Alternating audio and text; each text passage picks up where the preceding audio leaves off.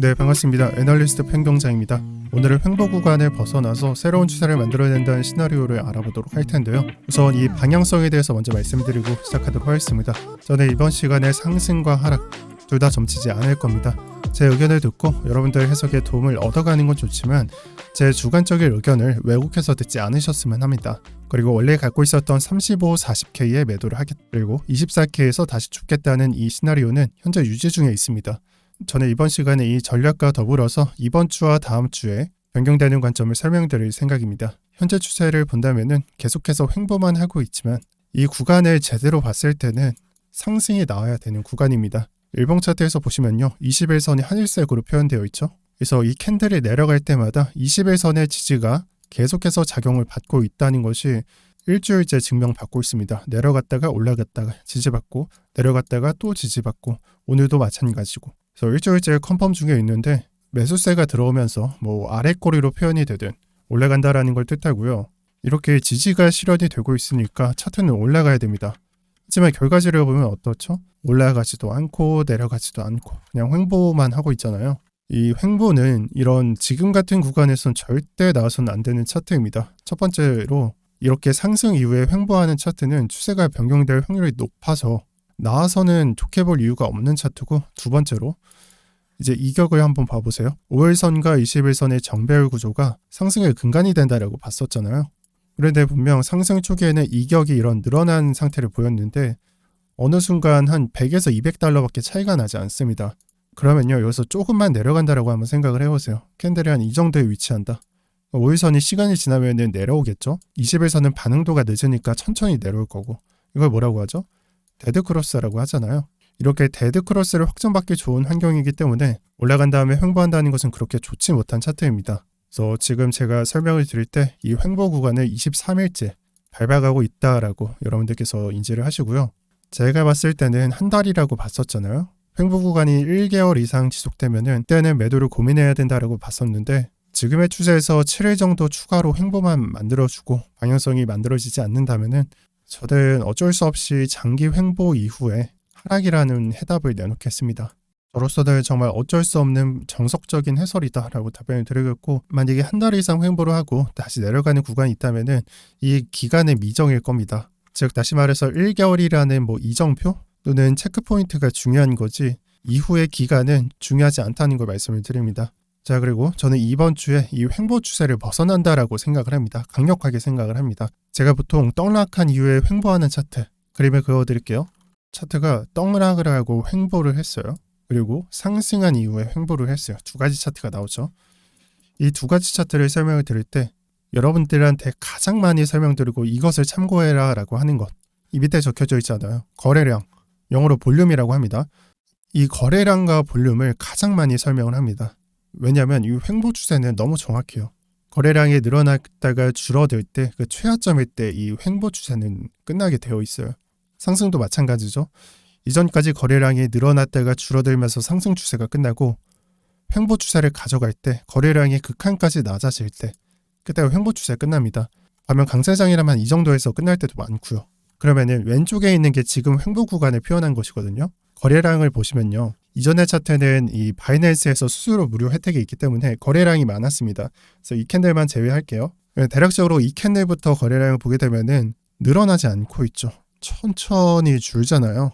오늘이 10일이니까 9일, 8일, 7일, 6일 거래량 보세요. 이전의 거래량보다 좀 더 높은 게 보이시나요? 아닐 겁니다. 그냥 계속해서 줄고 있어요.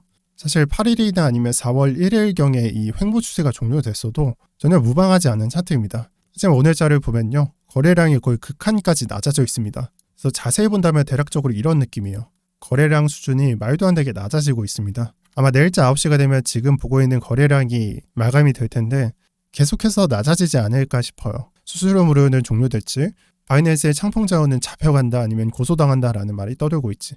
이 장은 약세 오브 약세인 장이에요. 그러면요, 결론적으로 이 거래량이 극한까지 낮아졌을 때 오늘이 될지 내일이 될지 그거는 모르겠습니다만 결국에는 극한까지 내려가는 이 포인트를 찾을 때 횡보 추세의 종결로 봐야 되지 않나. 그러니까 미리 예측을 하고 언제쯤이면 종결이 될 것 같다라고 생각을 하는 기간이 이번 주라고 저는 봅니다. 제가 봤을 때는 더 이상 낮아질 수가 없다라고 생각을 하고요. 그래서 일주일 안으로 뭐 새로운 추세가 만들어진다? 내려가거나 올라가거나 상관없이 저는 추후에는 상승의 좋은 구조다라고 설명을 드릴 거예요. 일주일 안에 횡보 추세에서 어디론가 벗어난다면요. 좀 더 설명을 드릴게요. 내려가거나 올라가거나 상관이 없다. 왜냐? 정배열이 완성이 되어 있으니까 여기서 내려가거나 올라가거나 하더라도 복귀하면 그만이고요. 60일선 안 건드리면 그만이에요. 내려갈 때요. 다시 추세는 회복이 될 거고 60일선을 이탈하지 않는다면 추세는 회복이 될 거고요. 그렇게 된다면 하락도 긍정적으로 판단을 할 수가 있습니다. 지금 현재 60일선 기준이 25K에 형성이 되어 있어요. 이 노란색 선을 봐주세요. 25K. 핸드폰으로 오시면 잘 안 보실 텐데 그냥 제가 해설을 해드릴게요. 25K에 형성이 되어 있고요. 점점 올라올 테지만 이번 주 안으로 26K 이상까지는 안 올라올 거예요. 그럼 이 차트로 해설을 했을 때 내려가거나 올라가거나 일주일 안으로 추세가 만들어지게 된다면 저는 결국에는 상승 추세에는 좀 좋은 구조다라고 해설을 합니다. 그런데 반면에 반대편도 봐야 되겠죠.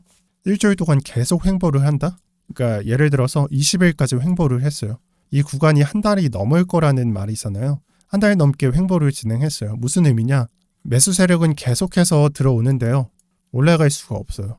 결국에는 매수 세력이 끝나는 순간에는 차트 내려갈 수밖에 없겠죠.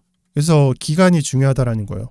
그래서 두 번째로 일주일 동안 횡보로 소비를 한다? 저라면은 매도를 고민하겠습니다. 그래서 이번 주 시나리오, 다음 주 시나리오는 이렇게만 구상을 하고요.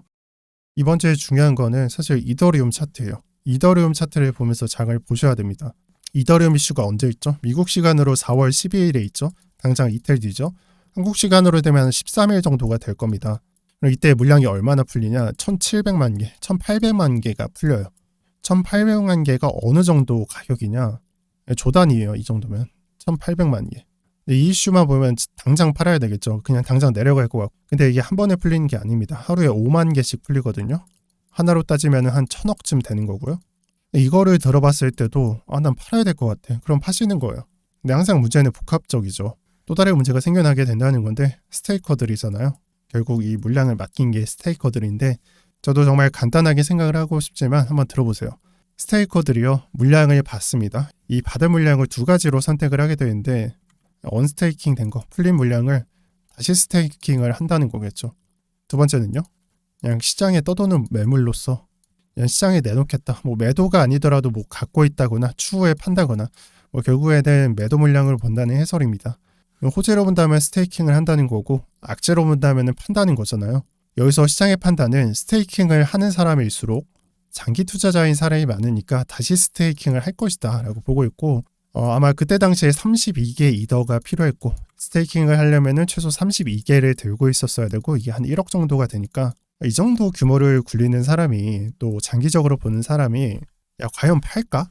이런 생각을 하고 있는 건데 저도 어느 정도 일리는 있다고 보고 있어요. 하지만 제가 조심스럽게 말씀을 드리는데 이 뉴스로 인해서 공포매물은 적당히 나올 수 있다라고 보거든요.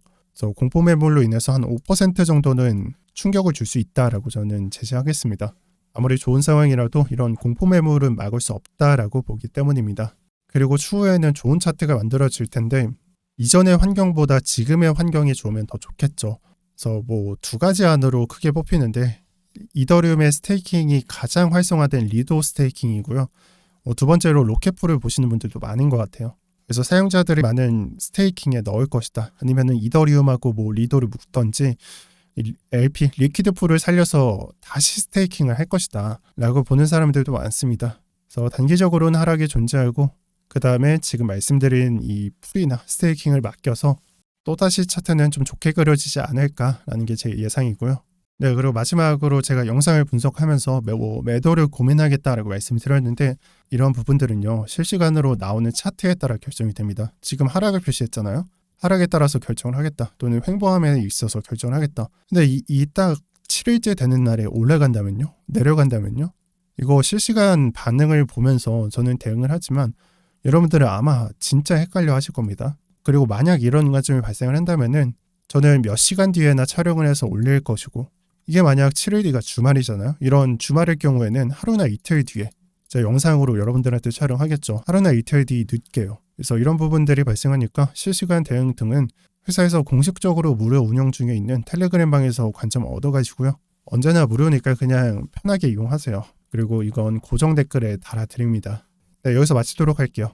이상 평경장이었습니다. 시청 감사드립니다.